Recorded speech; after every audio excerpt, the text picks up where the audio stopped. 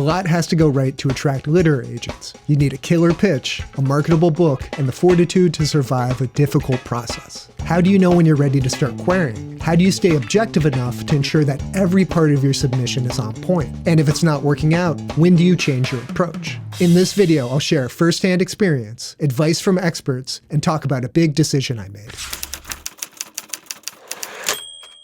Before you can determine whether you're ready to submit to literary agents, you need to understand all the parts of an application. I've discussed all these pieces in prior videos, so please check them out if you'd like a more detailed explanation. The key things you'll need are a complete manuscript, a logline, query letter, summary, synopsis, author bio, comps, and be able to identify your target audience. That's a lot. My initial shock was in how different all those things were than the process of writing a good book. Most of these requirements are focused very much on marketing. From the outside, it was hard for me not to feel like I'd be better off being an excellent marketer and a good writer than an excellent writer and a good marketer. But maybe that's not true.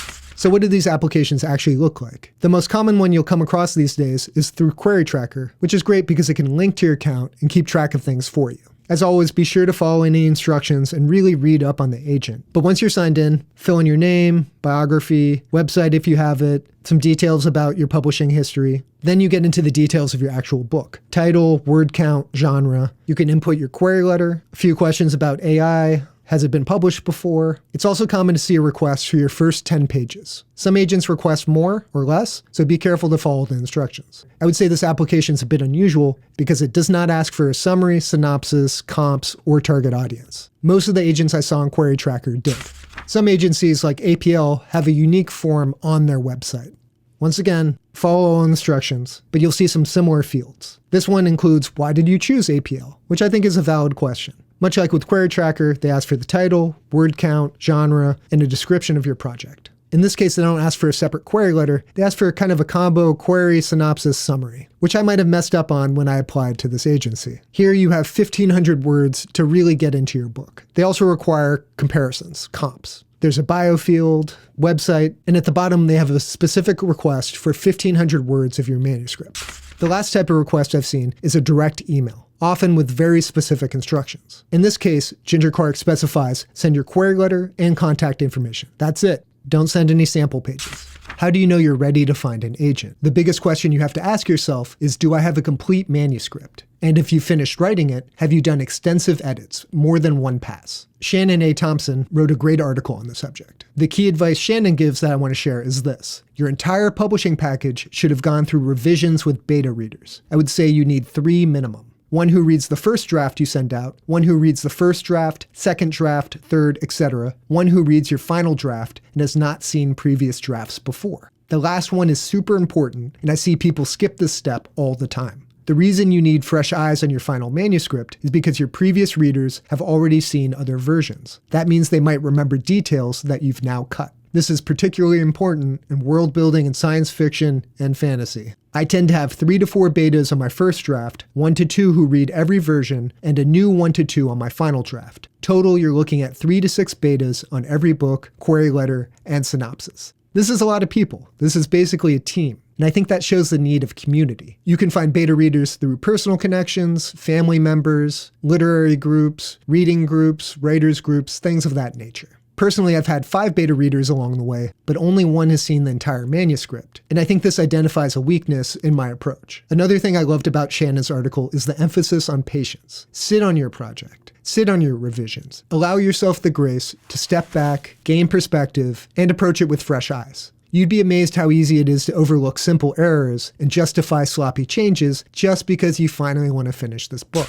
This site, Open Book Editor, reiterates some of the same points that Shannon made. Take time, breathe a little, maintain perspective. Speaking from personal experience, writing a book takes a huge amount of energy, and it's hard to maintain that. You don't want to cut corners, especially when you're nearing the finish line. One thing this website offers are professional services. Shannon encouraged you to have a team of volunteers, but that's not always possible, and sometimes it's better to invest financially in your book to whip it into the best possible shape. Personally, I've always been a bit reluctant to do that with any of my creative projects, and I see that as a bit of a personality flaw. It doesn't put out the best message if I'm not willing to personally invest in my projects, but still expect people to pay for them. Obviously, there's a line that goes too far. Don't bankrupt yourself over a passion project. The next article I'd like to highlight is from Alyssa. She's worked in literary agencies and has a wonderful series of YouTube videos that I recommend you check out. I appreciate how she opens up her article. The process of querying agents for literary representation can be a long and disheartening one. If you've already started querying literary agents, then you know that your queries are often met with rejection after rejection.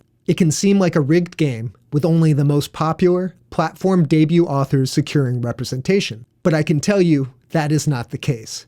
Whew. She recommends sending queries in small batches. A small batch is between 5 and 10 agents, which is something I did. I sent out 11 and then waited to see what the response was. This paragraph stood out to me in Alyssa's article. You might end up in the worst case scenario when you get all rejections from your first batch. No one requested to see your manuscript and no one offered feedback. Sometimes, a refreshed query letter and opening pages can go a long way and make the difference between an agent rejecting you and an agent wanting to move forward. What she described is exactly what happened to me. I got only form letter rejections from my initial batch, so I didn't receive any criticism that I could use to inform my changes. It's all up to me. That's a difficult position to be in, and speaks to what Shannon mentioned earlier about have a community of support. Perhaps they can share an opinion that steers you in the right direction. Another thing I want to emphasize from this article is she encourages targeting newer agents. A good tactic is to reach out to lower-level agents at the same agency as those high-profile agents you're drawn to, because then you'll get the best of both worlds. Those lower-level agents have access to wisdom and guidance from higher-profile agents, yet because they're younger in their career and hungry to build their list, they're going to be more eager to work with you. I think that's wonderful advice. The juggernauts of the game may not have as much grace for someone dipping their toes in the water of publishing. The fantasy author that I spoke to in my first video also encouraged this approach. As a debut author, any literary agent is taking a chance on you. So with the right person, it's appropriate to extend some faith their way as well. Patrick Hopkins co-signs sending out batches of 5 to 10 queries. He also encourages you to send your query to someone who doesn't know your book at all. That's a great way to know if it truly works. Kat Cho's another author that encourages batches of 5 to 10 submissions. In her article, she expands upon her approach to this process. Once you get a feel for if your query/sample pages are getting the message of your story across, you can consider the practice of sending out a new query for every rejection that comes in. I started doing this once I had about 20 queries out in the world, so I knew I had a good number of hooks in the ocean. I really like this approach, and it keeps things manageable. If you send out 50 applications, you have a lot of people you need to keep track of. Recently, I visited New York City, and I stayed at an old friend's house. One afternoon, we went into his murder basement and started to work on the pitch of my book. He's an ad creative, so he had some valuable insight and wrote everything down on a whiteboard. We greatly improved my logline, but also identified some key problems in my pitch, areas where I'm just not selling the concept well enough. And that gave me some pause. We've known each other for a long time. We met in 2nd grade, so he's been able to see long-term patterns in my behavior. One of them is I never take the easy path. I always want to meander through the wilderness and find my own way. There's some benefits to that, but it's not always the best approach. You don't have to reinvent the wheel every time you want to drive a car or ride a bicycle. So with that in mind, am I doing that with my book?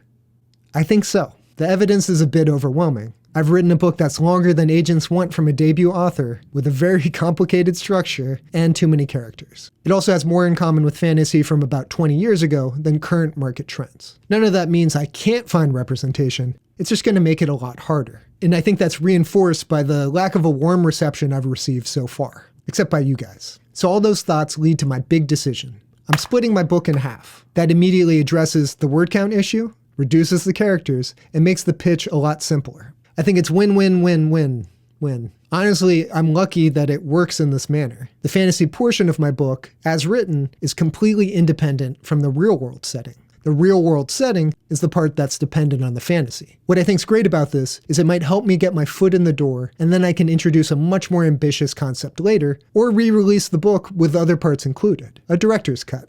So I feel good about this. I think it's the right way forward, and it doesn't compromise my values, as esoteric and random as they might be. The challenge, however, is I now have to rewrite my logline, query letter, synopsis, and summary.